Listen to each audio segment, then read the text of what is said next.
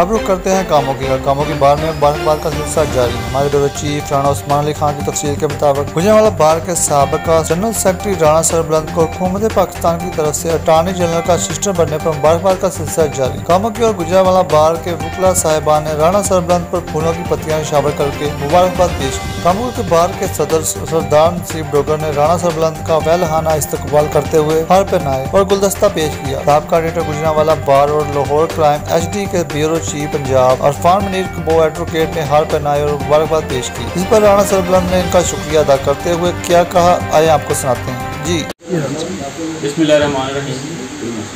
मैं अल्लाह ताला का शुक्रगुज़ार हूँ अपनी पार्टी लीडरशिप मियाँ नवाज शरीफ साहब, मियाँ शहबाज शरीफ साहब और अपने इंडिपेंडेंट ग्रुप के लीडर मोहम्मद हसन भून साहब, सदर सुप्रीम कोर्ट बार एसोसिएशन और आज़मगीर तारड़ साहब वफाकी वज़ीर कानून, उनका मशकूर हूँ जिन्होंने मेरे पे एतमाद का इजहार किया। और मैं इंशाअल्लाह कोशिश करूँगा कि कानून की बालादस्ती के लिए अपना रोल प्ले कर सकूँ और जो जिम्मेदारी सौंपी गई है उसको ऐसा तरीके से निभा सकूँ।